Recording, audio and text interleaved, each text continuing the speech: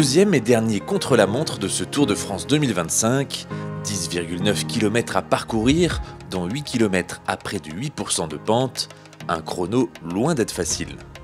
8 bandes de montée, donc ça va être très difficile. Voilà. Normalement, les contre-la-montre, quand j'ai débuté ma carrière, étaient plats.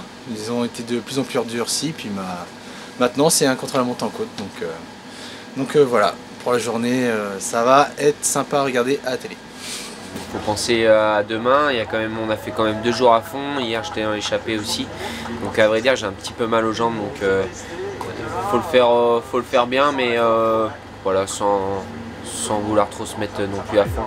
Si la plupart des coureurs ne jouent pas grand-chose sur ce chrono aujourd'hui, Jordan, lui, va tout donner avec un seul objectif.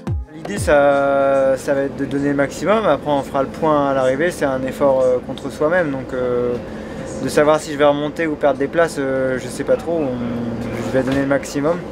J'irai pas plus vite qu'à fond, puis on fera le point après la ligne. Côté mécanique, aucun coureur n'a choisi son vélo de chrono, et voici pourquoi. C'est vrai que là c'est un chrono particulier parce qu'il y a un col à monter, il y a 8 bornes de montée à 8%. Du coup on a fait nos calculs et la dimension poids prend le dessus sur la dimension aéro, donc il y a un intérêt à mettre le vélo de route et pas le vélo de chrono aujourd'hui. Le premier de l'équipe à partir, c'est Matteo Vercher, avec aujourd'hui une préparation allégée.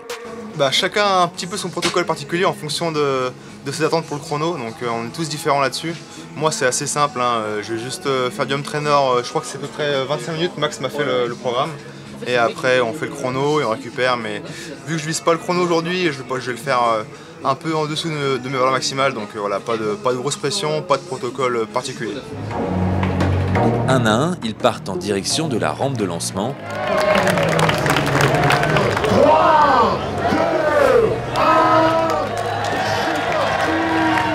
Et pour les encourager, à 5 km de l'arrivée, on retrouve le virage vendéen où de très nombreux supporters se sont donné rendez-vous.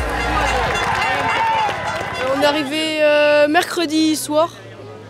Hier on a vu une étape et aujourd'hui aussi. Ah super, avec tout le monde là, on fait plein de bruit, tous les Vendéens. Tout le monde, on est là, on fait du bruit, c'est parfait. Nous on est venu avec des amis pour le week-end, depuis 2 jours. Et puis on est venu passer un bon moment, vivre le Tour de France.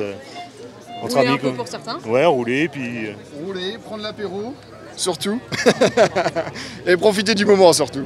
Ouais, parce que pour indiquer la route, c'est par là. C'est important, c'est important. C'est un trompe de chemin. Mathieu Burgodeau navigue en queue de peloton. Quelques mètres plus bas, c'est le fan club de Mathieu Burgodeau qui a fait le déplacement. Avec ce bâtard, un bouc de grande star, on a Mathieu Burgodeau. Super mat.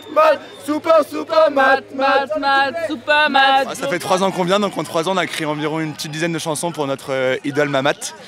Pourquoi Mathieu Mathieu, c'était il y a 3 ans quand on venait sur le Tour de France, il le sait, on ne le connaît pas personnellement. On lui avait envoyé un message, voilà, on vient sur le Tour de France, on veut créer un fan club. Il avait fait 2e sur le critérium de Dauphiné. Il nous a dit trop marrant, allez-y à fond. On avait un ami qui était vendéen, on avait des vannes qui étaient rouges et blancs, donc ça collait bien.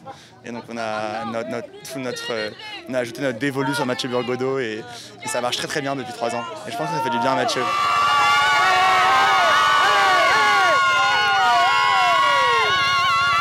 C'est Jordan Gégat qui réalise le meilleur temps de l'équipe en terminant 23e derrière le vainqueur Tadej Pogačar.